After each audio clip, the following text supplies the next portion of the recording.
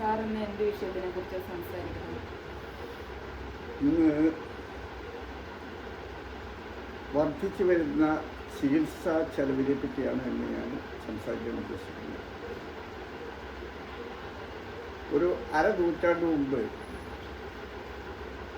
കേരളത്തിൽ സ്ഥിതി ഇങ്ങനെയല്ല. ആശുപത്രികളൊക്കെ ഇത് ഇത്ര അധികം വിപുലമായിട്ടൊന്നുമില്ല. പക്ഷേ എങ്കിലും ചികിത്സകൾ നടത്തിയിരുന്നു. അന്ന് കൂടുതൽ ചെറിയ ആശുപത്രികളാണ്. ആ ആശുപത്രികളിൽ ചികിത്സയ്ക്ക് വരുന്നവർക്ക് 2 ദിവസത്തെ മരുന്ന്, കൺസൾട്ടേഷൻ, അതിന് ചിലപ്പോൾ ഇഞ്ചക്ഷൻ കൂടി പെടും, എല്ലാം ഉൾപ്പെടെ മൊത്തം ചിലവ് അതിൻ്റെ 3,000 രൂപയാണ്. ഇഞ്ചക്ഷൻ ഇല്ലെങ്കിൽ 2,000 രൂപ, അത് കൺസൾട്ടേഷൻ എല്ലാം ഉൾപ്പെടും.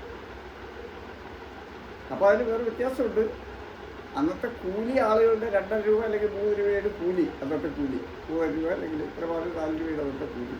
ഇന്ന് ആ കൂലി അതിൻ്റെ 300 ഇരട്ടി വർദ്ധിച്ചു. അതനുസരിച്ച് ചികിത്സാ ചെലവ് വർദ്ധിച്ചിട്ടുണ്ട്. പക്ഷേ ഇന്നത്തെ ചികിത്സാ ചെലവിൻ്റെ വർധനവ് ഡിസ്പ്രപ്പോർഷനേറ്റാണ്.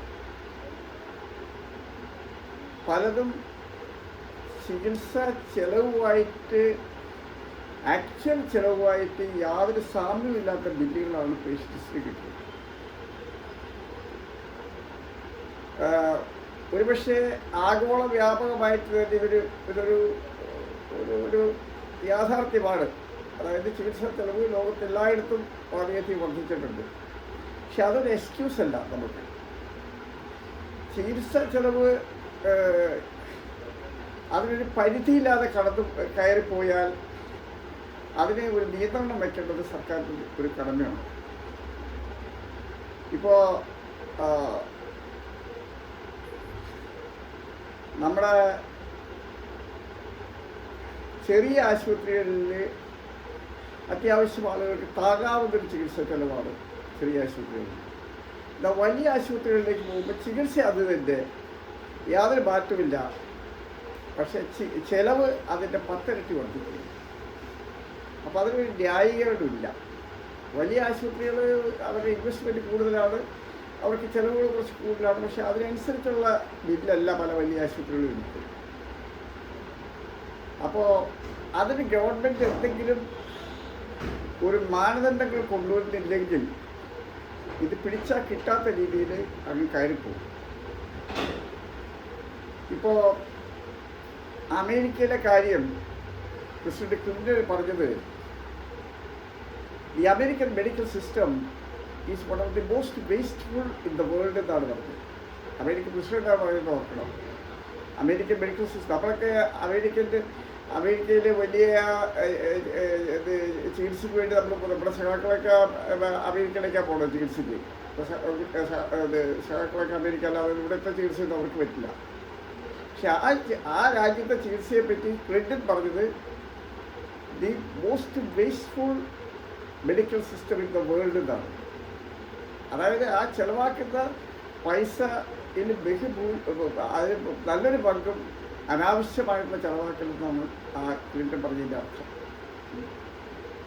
പക്ഷേ ആളുകൾക്ക്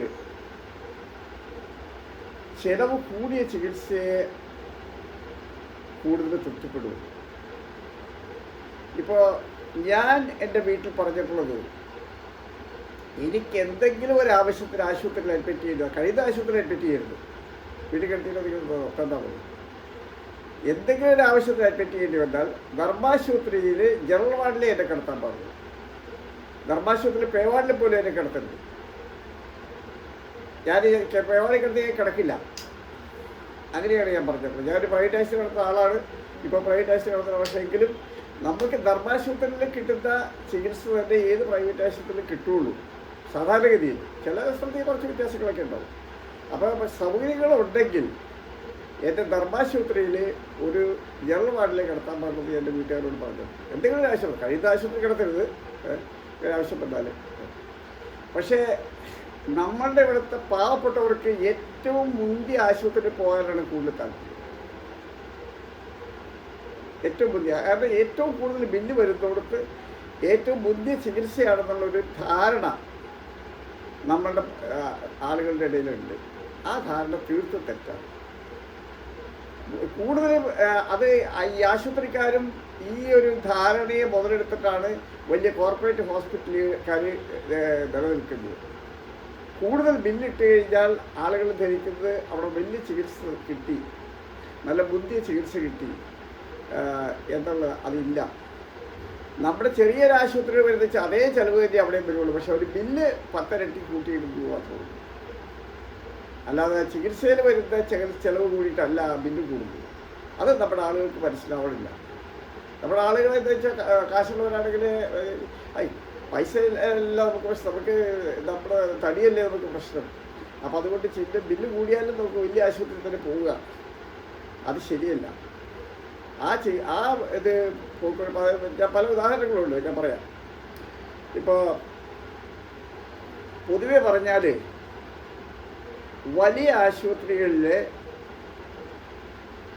എല്ലാം സൂപ്പർ സ്പെഷ്യലിസ്റ്റുകൾ അങ്ങനെയുള്ള പല സ്പെഷ്യലിസ്റ്റുകളും പല വിഭാഗങ്ങളൊക്കെ എല്ലാം ഉണ്ടാവും.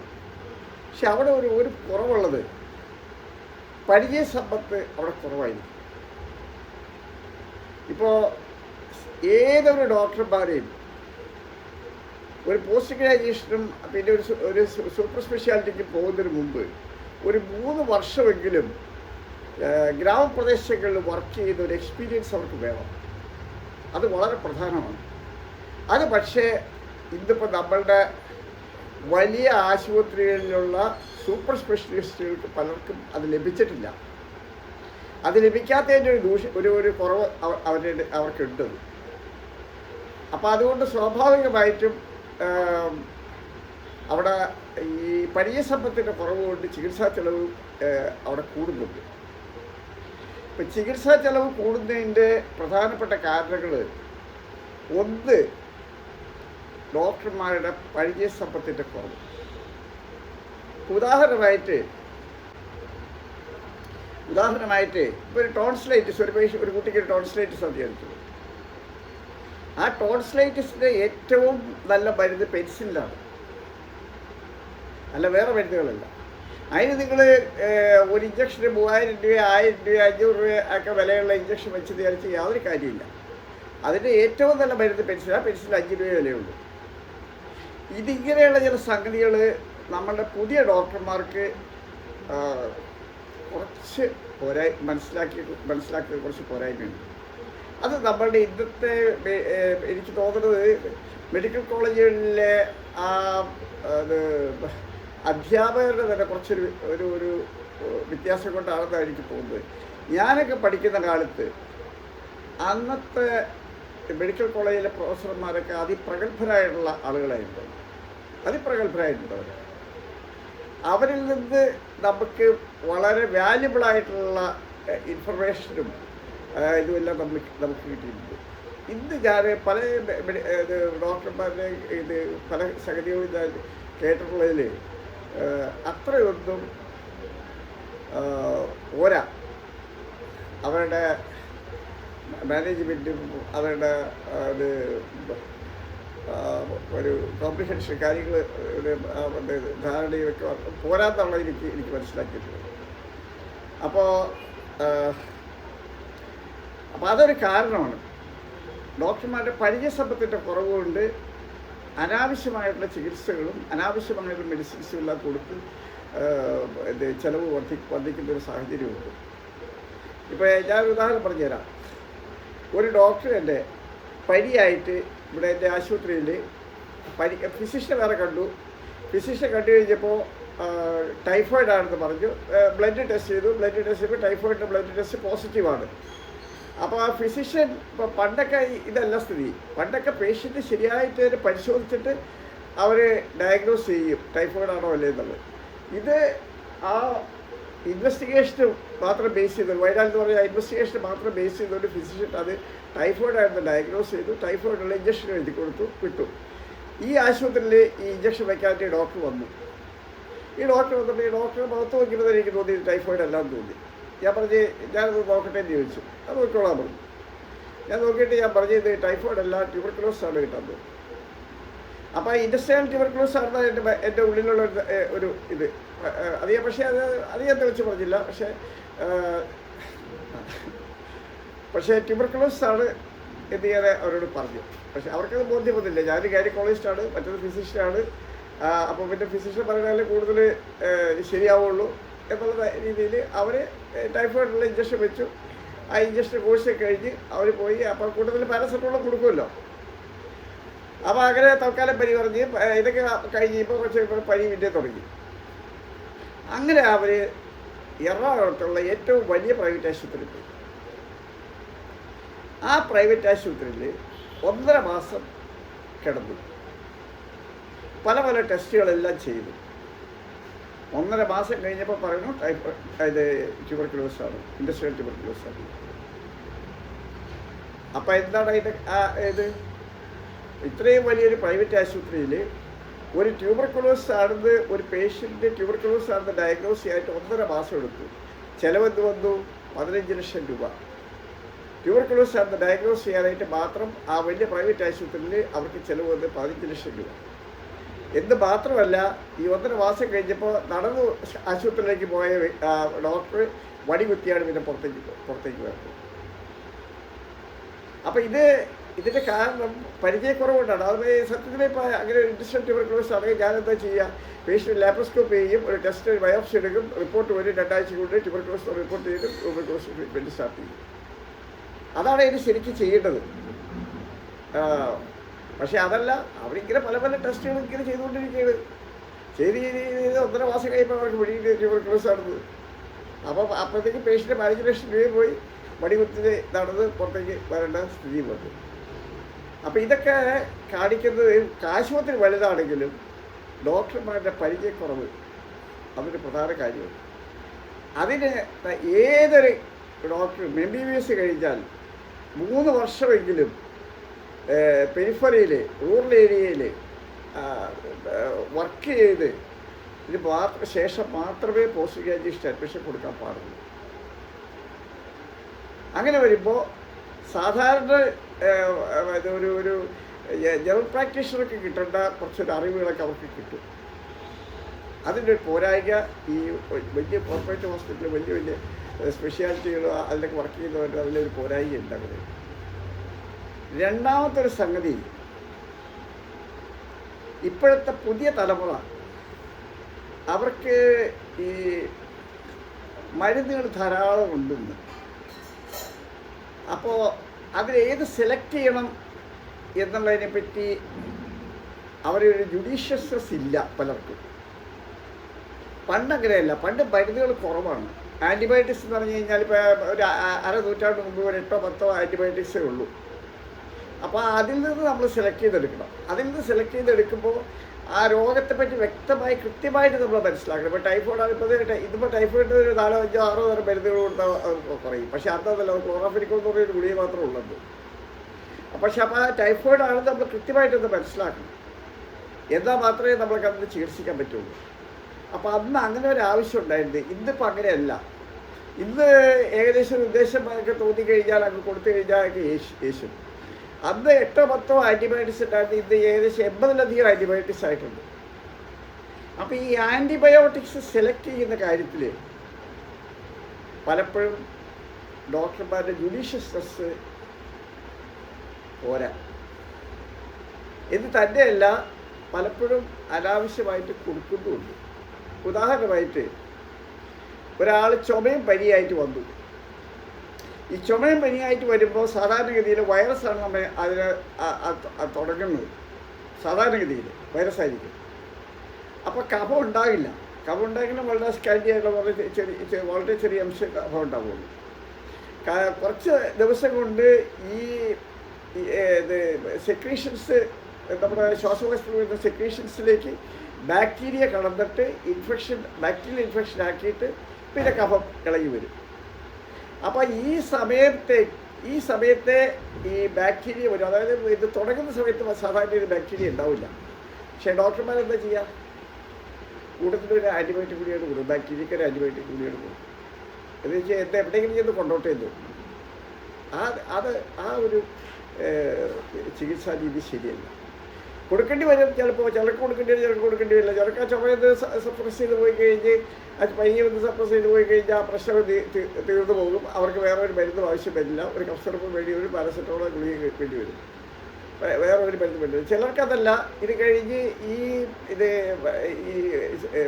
ശ്വാസകോശത്തിലുള്ള സെക്രീഷൻസിൽ ബാക്ടീരിയ വളർന്നിട്ട് അത് ബാക്ടീരിയ ഇൻഫെക്ഷനായിട്ട് മാറും. അപ്പോൾ ബാക്ടീരിയ ഇൻഫെക്ഷനായിട്ട് മാറിക്കഴിഞ്ഞാൽ നല്ല കഫം വരും, പനി ഉണ്ടാവും. ആ സമയത്ത് നമ്മൾ ആൻറ്റിബയോട്ടിക്സ് കൊടുക്കും. അതിന് സൂട്ടബിൾ ആൻറ്റിബയോട്ടിക് കൊടുക്കും. അതിന് യോജിക്കുന്ന ആൻറ്റിബയോട്ടിക് ഏതാണെന്നുള്ളത് നോക്കിയിട്ട് സൂട്ടബിളായിട്ട് ആ സൂട്ടബിളായിട്ടുള്ള ആൻറ്റിബയോട്ടിക് സെലക്ട് ചെയ്യുന്നതിൽ നിങ്ങളുടെ എക്സ്പീരിയൻസിന് കൊണ്ട് പ്രാധാന്യം. അത് നിങ്ങൾ പെരിഫറിയിൽ വർക്ക് ചെയ്ത് ദീർഘകാലം വർക്ക് ചെയ്ത് ഹെൽപ്പ് ചെയ്യുക. അങ്ങനെ അനാവശ്യമായിട്ട് കൊടുക്കുന്ന ആൻറ്റിബയോട്ടിക്സ് കൊണ്ടും ഈ ചികിത്സാ ചെലവ് വർദ്ധിക്കുന്നുണ്ട്. പിന്നെയുള്ളൊരു കാര്യം ഡോക്ടർമാരുടെ റെമ്യൂണറേഷൻ. ഡോക്ടർമാരുടെ ഒരു 5 ലക്ഷം 6 ലക്ഷം രൂപയൊക്കെ മാസം കിട്ടുന്ന ഡോക്ടർമാരുണ്ട്, ധാരാളം പേരുണ്ട്. പക്ഷെ അത് പറഞ്ഞു കഴിഞ്ഞാൽ അതൊരു വലിയൊരു എമൗണ്ടായിട്ട് ഇപ്പോൾ പറയാൻ പറ്റില്ല. കാരണം എന്താണെന്ന് വെച്ചാൽ 5 ലക്ഷം 6 ലക്ഷം രൂപ കിട്ടിയാലും അവർക്കൊരു സ്ഥലം മേടിച്ചൊരു വീട് വെക്കണമെങ്കിൽ എത്രയോ വർഷം വർക്ക് ചെയ്യണമെന്ന് അറിയാമോ? ഒരു ടൗണിൽ ഒരു സ്ഥലം മേടിക്കണമെങ്കിൽ ചിലപ്പോൾ സെൻറ്റിന് 10, 20, 25 ലക്ഷം രൂപ ഇപ്പോൾ കൊടുക്കേണ്ടി വരും. അപ്പോൾ അവർക്ക് കിട്ടുന്ന 6 ലക്ഷം രൂപ കൊണ്ട് 6, 4, 24 4 മാസം വരുമാനം കൊണ്ടാണ് ഒരു സെൻറ്റ് സ്ഥലം മേടിക്കാൻ പറ്റുക. അപ്പോൾ ഒരു കൊല്ലത്തെ വരുമാനം കൊണ്ട് 3 സെൻറ്റ് സ്ഥലമേ കിട്ടുള്ളൂ. അപ്പോൾ ഒരു 30 സെൻറ്റ് സ്ഥലം മേടിച്ചിട്ട് ഒരു വീട് വെക്കണമെങ്കിൽ അവർക്ക് 10 കൊല്ലം ജോലി ചെയ്യണം. ഈ 5 കൊല്ലം നമ്മൾ നോക്കുമ്പോൾ വലിയ എമൗണ്ടാണ്. അപ്പോൾ ഇന്നത്തെ കാലത്ത് ഈ ഒരു വീട് വയ്ക്കുന്നതിനേക്കാൾ കൂടുതൽ ചിലവ് ഒരു സ്ഥലം മേടിക്കുന്നതിനാണ്. അപ്പം അങ്ങനെ വരുമ്പോൾ ഡോക്ടർമാർക്ക് കൊടുക്കുന്ന ഈ ഇത് റെമ്യൂണറേഷൻ അത്ര വലിയൊരു തുകയാണെന്ന് നമുക്ക് പറയാൻ പറ്റില്ല. ഇതിപ്പോൾ 5-6 ലക്ഷം രൂപ കിട്ടുന്നവരുണ്ട്, അതുകൊണ്ട് കുറേ കിട്ടുന്നവരുണ്ട്, 10 1 ലക്ഷം രൂപയിൽ താഴെ കിട്ടുന്നവരുണ്ട്, അങ്ങനെ പല ആളുകളുണ്ട്. അപ്പോൾ അവർക്കൊന്നും കാര്യമായിട്ടൊരു മിച്ചം ഉണ്ടാവില്ല. ഇന്നത്തെ കാലത്തുള്ള ചിലവുകൾ വെച്ച് നോക്കുമ്പോൾ ഇതിന് കാര്യമായിട്ടുള്ള മിച്ചം ഉണ്ടാവില്ല. പ്രത്യേകിച്ച് ഈ ഒരു സ്ഥലം മേടിച്ച് വീട് വയ്ക്കേണ്ട ഒരു സ്ഥിതി വരുമ്പോൾ വീട് വയ്ക്കാൻ കുറച്ചുകൂടി എളുപ്പമാണ്. പക്ഷെ സ്ഥലം മേടിക്കാൻ ഇന്നത്തെ കാലത്ത് ഏറ്റവും വലിയ ബുദ്ധിമുട്ട്. അപ്പോൾ ആ ഒരു കാരണം കൊണ്ട് ചികിത്സാ ചെലവ് കൂടും. സ്പെഷ്യലിസ്റ്റുകളാണ്, സൂപ്പർ സ്പെഷ്യലിസ്റ്റുകളാണ്, അവർക്ക് ചെയ്യുന്ന ഓരോ കാര്യങ്ങൾക്ക് നല്ലൊരു തുക അവർക്ക് പ്രതിഫലം കൊടുക്കേണ്ടി വരും. അപ്പോൾ ആ രീതിയിൽ ചിലവ് കൂടുന്നുണ്ട്. പക്ഷെ അതിലൊക്കെ കൂടുതലായിട്ട് ഈ ഹോസ്പിറ്റൽസ്, പ്രൈവറ്റ് ഹോസ്പിറ്റൽസ് ഇന്ന് ഒരു ബിസിനസ്സിൻ്റെ അത് എക്കാലത്തെ ബിസിനസ് തന്നെയാണ്. പണ്ട് കാലത്ത് ഇപ്പോൾ നമ്മുടെ വൈദ്യന്മാരുണ്ടാകുന്ന കാലത്തും ഇതൊരു കച്ചവടം തന്നെയാണ്. കാരണം എന്ന് വെച്ച് കഴിഞ്ഞാൽ വൈദ്യന്മാരെ ഒരിക്കലും അവരുടെ ചികിത്സ മറ്റ് ശിഷ്യന്മാർക്ക് പെട്ടെന്ന് പറഞ്ഞു കൊടുക്കില്ല. ദീർഘകാലം ഈ വൈദ്യൻ്റെ പുറകെ പഠിക്കാനായിട്ട് അന്നും ഇതൊരു ബിസിനസ് തന്നെയാണ്. കച്ചവടം അന്നും ശരി തന്നെയാണ്. പക്ഷേ ഇതൊന്നല്ല, ഇതൊരു തുറന്ന കച്ചവടമായിട്ട് മാറിയിട്ടുണ്ട്. പല കോർപ്പറേറ്റ് ഹോസ്പിറ്റൽസും അവരുടെ ലാഭം ഇത്ര കോടിയാണ്, 50 കോടി 60 കോടി 100 കോടിയാണ് ഇത്ര ലാഭം എന്ന് അവർ പ്രഖ്യാപിക്കുന്നുണ്ട്. പല കോർപ്പറേറ്റ് അവർ ഷെയർ ഇറക്കുന്നുണ്ട്. അപ്പോൾ അത് ശരിക്കും ഒരു കച്ചവടത്തിൻ്റെ രീതിയിലേക്ക് അത് മാറിക്കഴിഞ്ഞു. അപ്പോൾ കച്ചവടത്തിൻ്റെ രീതിയിൽ മാറുക എന്ന് പറഞ്ഞു കഴിഞ്ഞാൽ ഏറ്റവും മാക്സിമം ലാഭം ഉണ്ടാക്കുക എന്നുള്ളതാണ് അതിൻ്റെ ലക്ഷ്യം. കച്ചവടമാകുമ്പോൾ ഏറ്റവും മാക്സിമം ലാഭം ഉണ്ടാക്കുക. അപ്പം മാക്സിമം ലാഭം ഉണ്ടാക്കാനായിട്ട് കൂടുതൽ അങ്ങനെ ചെയ്യുന്നത് കോർപ്പറേറ്റ് ഹോസ്പിറ്റൽസാണ്. വൻകിട കോർപ്പറേറ്റ് ഹോസ്പിറ്റൽസാണ് അത് ചെയ്യുന്നത്. ഇപ്പോൾ ഒരു സാധാരണ ഒരു ഹോസ്പിറ്റലിൽ ഒരു ഹെർണിയയ്ക്ക് ഒരു ഓപ്പറേഷൻ ചെയ്തു, താക്കോലൊരു ഓപ്പറേഷൻ ഹെർണിയയ്ക്ക് ചെയ്താൽ ഒരു 30-35 രൂപ ചിലവ് വരും. ഹെർണിയയ്ക്ക് താക്കോലര ഇതേ ഓപ്പറേഷൻ തന്നെ ഒരു വലിയ കോർപ്പറേറ്റ് ഹോസ്പിറ്റലിൽ ഇത് സെയിം ഇത് തന്നെ, ഒരു വ്യത്യാസമില്ല, യാതൊരു മാറ്റമില്ല. ചിലപ്പോൾ ഈ ചെയ്ത ഡോക്ടറുടെ എക്സ്പീരിയൻസ് ഉണ്ടാവില്ല മറ്റേ ഡോക്ടർക്ക്. അവിടെ ചിലപ്പോൾ 2 ലക്ഷം രൂപയായിരിക്കും ചാർജ് ചെയ്യുക. അപ്പോൾ എന്താ, ഇതിൻ്റെ 8 ഇരട്ടി ആണ് അവിടെ കോർപ്പറേറ്റ് ഹോസ്പിറ്റലിൽ ചാർജ് ചെയ്യുന്നത്. പേഷ്യൻ്റ് ആണെങ്കിൽ അതുകൊണ്ട് യാതൊരു മെച്ചം ഉണ്ടാവില്ല. പക്ഷേ ചില പേഷ്യൻസിൻ്റെ ഒരു സൈക്കോളജി ഉണ്ട്. അതായത് കൂടുതൽ പൈസ മുടക്കിയിട്ടുള്ള ചികിത്സയാണെങ്കിൽ കുറച്ച് കൂടുതൽ മെച്ചപ്പെട്ട ചികിത്സയാണെന്നുള്ളൊരു സൈക്കോളജി പേഷ്യൻസ് ഉണ്ട്. ആ സൈക്കോളജി നമുക്ക് മാറ്റാൻ പറ്റില്ല. ഡോക്ടർമാരുടെ ആ ഒരു സൈക്കോളജി അത് നമുക്ക് മാറ്റാൻ പറ്റില്ല. അപ്പോൾ അതാണ് ഈ ഇങ്ങനെയുള്ള വൻകിട കോർപ്പറേറ്റ് ഹോസ്പിറ്റലുകളെ പിടിച്ചു നിർത്തുന്ന അവർ ഈ മനഃശാസ്ത്രം ഈ പേഷ്യൻസിൻ്റെ മനഃശാസ്ത്രമാണ് ചൂഷണം ചെയ്യുക. പാവപ്പെട്ട പേഷ്യൻസിനാണ് കൂടുതൽ ഇത് വരിക. അതായത് പണക്കാരാണ് കുറച്ചുകൂടി ബുദ്ധിയുള്ളവരാണ്. അവർ നോക്കുമ്പോൾ അതും ഇതൊക്കെ ഒരുപോലെ തന്നെയാണ്. അപ്പോൾ അപ്പുറത്ത് പോയാൽ മതി എന്നായിരിക്കും. പക്ഷേ പാവപ്പെട്ടവരതല്ല. പാവപ്പെട്ടവർ ഇത് പൈസ കൂടുതൽ ചിലവുള്ള ഹോസ്പിറ്റലിൽ പോകുമ്പോൾ അവർ കൂടുതൽ തൃപ്തിയില്ല. അതാണ് ഈ കോർപ്പറേറ്റ് ഹോസ്പിറ്റൽസുകാർ ചൂഷണം ചെയ്യുന്നത്.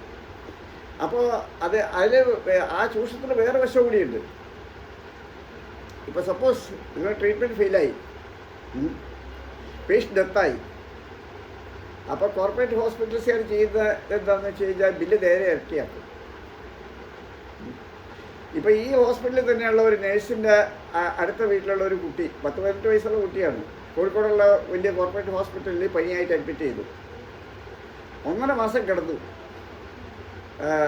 1.5 മാസം കഴിയുമ്പോൾ ഡെഡ് ബോഡി കൊടുത്തു. അപ്പോൾ കൊടുത്ത ബില്ല് 1.5 കോടി രൂപ. അപ്പോൾ എന്താണ് അവർ ലോകത്തിലുള്ള ഏത് മരുന്നും ആ ഒരു പനിക്ക് വേണ്ടിയിട്ട് ആ കുട്ടിക്ക് കൊടുത്താലും കൂടി വന്നു കഴിഞ്ഞാൽ ഒരു 10,000, 50,000, 60,000 രൂപ 1.5 മാസം കൊണ്ട് ചിലവ് വരുള്ളൂ. ഏത് മരുന്നും വെച്ചാൽ അങ്ങനെ മരുന്ന് കൊടുക്കേണ്ട ആവശ്യമില്ല. പനി ഏതാണെന്ന് ഡയഗ്നോസ് ചെയ്യണം. പിന്നെ ഇപ്പോൾ വൈറൽ ഫീവർ ആണെങ്കിൽ വൈറൽ ഫീവറുള്ള ഇത് മാത്രം കൊടുത്താൽ മതി. വെറുതെ ആൻറ്റിബയോട്ടിക്സ് ഒന്നും മറ്റു കോസ്റ്റ്ലി മെഡിസിൻസ് ഒന്നും ആവശ്യമില്ല. അല്ലെങ്കിൽ ഡയഗ്നോസ് ചെയ്തിട്ടില്ലെന്ന് ഉറപ്പാണ്. ഡയഗ്നോസ് ചെയ്തിട്ടുണ്ടെങ്കിൽ പേഷ്യൻറ്റിനോട് നമ്മൾ പറയും ഇന്നതാണ് നിങ്ങളുടെ പനിയുടെ കാരണം, ഇതിൻ്റെ പ്രോഗ്രസ് ഇങ്ങനെയാണ്, സാധ്യതയില്ല, അതൊക്കെ നേരത്തെ തന്നെ പറയും. അതല്ല, ഇത് പേഷ്യൻ്റ് ഇങ്ങനെ ചികിത്സിച്ചുകൊണ്ടിരിക്കുകയാണ്. അപ്പോൾ ഇവർ വിചാരിക്കുന്നത് മാറിക്കിട്ട് എന്നാണ് ഇവർ പാവങ്ങൾ വിചാരിക്കുന്നത്. അവസാനം 1.5 കോടി രൂപയുടെ ബില്ല് കൊടുത്തപ്പോൾ വസ്തുവൊക്കെ വിറ്റിട്ട് അവർ ബില്ലടച്ചു. അപ്പം ഇതിൽ നിന്ന് ഈ വൻകിട ഹോസ്പിറ്റലുകാർ ഈ പേഷ്യൻസിനെ ധരിപ്പിക്കുന്നത് എന്താണെന്ന് വെച്ചാൽ നിങ്ങൾക്ക് ചെയ്യാവുന്നതിൻ്റെ പരമാവധി ചെയ്തു എന്നിട്ട് രക്ഷപ്പെട്ടില്ല എന്നുള്ളതാണ്. അത് അവർ ധരിക്കുന്നത്. കാരണം 1.5 കോടി രൂപ ചിലവായില്ലേ. 1.5 കോടി രൂപ കൂടി വന്നു കഴിഞ്ഞാൽ 1.5 ലക്ഷം രൂപ ചിലവായിട്ടുണ്ടാവും പരമാവധി. അതിൽ കൂടുതൽ ചിലവാവില്ല. അത് എൻ്റെ ഏറ്റവും അശാസ്ത്രീയമായിട്ട് തോന്നിയ മരുന്നുകൾ മുഴുവൻ കയറ്റി കൊടുത്താലാണ് 1.5 ലക്ഷം രൂപ ചിലവാകുക. അല്ലാത്ത പക്ഷേ അത്രയും കൂടി ചിലവാകില്ല. അപ്പോൾ അങ്ങനെയുള്ള അങ്ങനെ ഒരു ധാരണ പേഷ്യൻസിന് ഉണ്ടാക്കാൻ വേണ്ടിയിട്ട് ഈ കോർപ്പറേറ്റ് ഹോസ്പിറ്റലുകാർ ചികിത്സ വിജയകരമല്ലാതെ വരുമ്പോൾ ബില്ല് ഡബിളാക്കി കൊടുക്കുക. അങ്ങനെ ഒരു ടെൻഡൻസി ഉണ്ട്. ഇതൊക്കെ നമ്മുടെ പാവപ്പെട്ട രോഗികൾക്ക് ഇത് മനസ്സിലാവില്ല. അവർ വിചാരിക്കുക ബില്ല് കൂടുതലാവുമ്പോൾ ഇത് സ്വാഭാവികമായിട്ട് പുതിയ ചികിത്സ കിട്ടിയെന്നുള്ള അവർ ധരിക്കുക. അല്ല, ബില്ല് കൂടുതലായി വിചാരിച്ചിട്ട് ചികിത്സ പുതിയതല്ല. ബില്ല് കൂടുതലാവുന്നതോടെ ചികിത്സ മോശമായി തന്നെ നിങ്ങൾ കൂട്ടണം. ഇപ്പോൾ ഒരു 6-7 കൊല്ലം മുമ്പ് ഞാൻ ഇപ്പോഴത്തെ ഡെലിവറി എടുത്തൊരു പേഷ്യൻ്റ് വരും. അത് ജില്ലാശുപത്രിയിൽ നിന്ന് കോഴിക്കോട് മെഡിക്കൽ കോളേജിലോട്ട് കേസാണ് ഇവിടെ വന്ന് ഞാൻ ഡെലിവറി എടുത്ത് കൊടുത്തു. പേഷ്യൻറ്റ് ഡെലിവറി ചെയ്തു. പക്ഷേ അവർ ഡിസ്ചാർജ് ചെയ്തപ്പോൾ ഞാൻ പറഞ്ഞു നിങ്ങൾ അടുത്ത ഡെലിവറിക്ക് ഇവിടെ തന്നെ വല്ല കിട്ടാൻ കുറച്ച് പ്രശ്നമുള്ളതാണ്, പ്രോബ്ലം ഉണ്ട്, അതുകൊണ്ട് ഇവിടെ തന്നെ വരണമെന്ന് പറഞ്ഞു. അവരത് മൈൻഡ് ചെയ്തില്ല. അതിപ്പോൾ എല്ലാ ആശുപത്രിക്കാരും പറയില്ലേ അത് നമ്മുടെ ആശുപത്രിയിലേക്ക് വന്നത്. അവരത് മൈൻഡ് ചെയ്യാതെ ഇവിടെ എൻ്റെ ആശുപത്രിയിൽ നിന്ന് ഒരു 3 കിലോമീറ്റർ ദൂരമുള്ളവരുടെ വീട്ടിലേക്ക്, പക്ഷേ അവർ 10 കിലോമീറ്റർ അപ്പുറത്തുള്ള വേറെ ആശുപത്രി കൂടി കാണിച്ചു. അടുത്ത പ്രസവത്തിന് അത് കാണിച്ചു. പ്രസവത്തിന് പേഷ്യൻ്റ് ബ്ലീഡിങ് ഉണ്ടായിട്ട് അവിടുന്ന് നേരെ കോഴിക്കോട്ടേക്ക് ഏറ്റവും വലിയ ആശുപത്രിയിലേക്ക് വിട്ടു. അവിടെ വിട്ടുമ്പോൾ ആശുപത്രിയിൽ ചെന്ന് കഴിഞ്ഞാൽ വെന്റിലേറ്ററിൽ കയറ്റി ഐസിയിൽ കയറ്റി ഇതാണുള്ള സാധ്യത. അങ്ങനെ കയറ്റി എന്തൊക്കെയോ ചെയ്തിട്ടുണ്ടാവും. 4 ദിവസം കഴിഞ്ഞപ്പോൾ 4 ലക്ഷം രൂപയുടെ ബില്ല് കൊടുത്തു. 7ാമത്തെ ദിവസം ഡെഡ് ബോഡി കൊടുത്തപ്പോൾ ഒരു 3 ലക്ഷം രൂപയുടെ ബില്ല് കൊടുത്തു. അപ്പോൾ 7 ലക്ഷം രൂപയ്ക്ക് ഡെഡ് ബോഡി പേഷ്യൻ്റ് കിട്ടി. അപ്പോൾ എന്താണ് അതുകൊണ്ട് അവർ ധരിപ്പിക്കാൻ നോക്കുന്നത്? 7 ലക്ഷം രൂപയുടെ ചികിത്സ 7 ദിവസം കൂടി ചെയ്തു, എന്നിട്ടും നിങ്ങൾ രക്ഷപ്പെടുത്താൻ പറ്റിയില്ല. ഇപ്പോൾ സാധാരണ ഇതിൽ അങ്ങനെ ഒരു കേസാണ് നമ്മുടെ അടുത്തേക്ക് ആണെന്നുണ്ടെങ്കിൽ 10,000, 60,000 രൂപ ചിലവ് സുഖമായിട്ട് പേഷ്യൻ്റ് ഒരാഴ്ച കഴിയുമ്പോൾ നടന്ന് വീട്ടിൽ പോകും. ചിലപ്പോൾ ഗർഭപാത്രം ഓപ്പറേഷൻ ചെയ്ത് കഴിഞ്ഞ് കുറേ പ്ലേറ്റ് കയറ്റേണ്ടി വരും. അതൊക്കെയാണ് സാധാരണ ഇതിൽ വരിക. പക്ഷേ അതല്ല, പേഷ്യൻ്റ് എത്തായി കഴിഞ്ഞപ്പോൾ അവരെ ആ 7 ലക്ഷം രൂപയുടെ ബില്ലായി കഴിഞ്ഞപ്പോൾ പേഷ്യൻ്റ് ധരിപ്പിക്കാൻ നോക്കുകയാണ്. അതായത് നിങ്ങൾക്ക് ചെയ്യാവുന്നതിൻ്റെ പരമാവധി നമ്മൾ ചെയ്തിട്ടുണ്ട്, പക്ഷേ എങ്കിലും രക്ഷപ്പെട്ടില്ല എന്നുള്ളത്. അത് പേഷ്യൻ്റ് കാരണം വലിയ ആശുപത്രിയാണല്ലോ, അതിലപ്പുറമുള്ള ചികിത്സയുണ്ടോ? ഇതാണ് സാധാരണക്കാരൻ വിചാരിക്കുന്നത്. അപ്പം അങ്ങനെയൊക്കെയാണ് ഈ വൻകിട കോർപ്പറേറ്റ് ഹോസ്പിറ്റൽസ് ഈ പേഷ്യൻസിന് ചൂഷണം ചെയ്യുന്നത്. പക്ഷെ അത് പാവങ്ങൾ മനസ്സിലാക്കില്ല. അവർ വിചാരിക്കുന്നത് എപ്പോഴും ചികിത്സയ്ക്ക് ബില്ല് കൂടുമ്പോൾ ചികിത്സ നന്നാവും എന്നുള്ളതാണ്. അല്ല, ശരിയല്ല. അതുപോലെ വലിയ വിലക്കൂടിയ മരുന്നുകൾ കൊടുക്കുമ്പോൾ കൂടുതൽ ഫലപ്രദമാകും എന്നുള്ളതാണ് വേറൊരു ധാരണ. അതും ഒരു തെറ്റായ ധാരണയാണ്.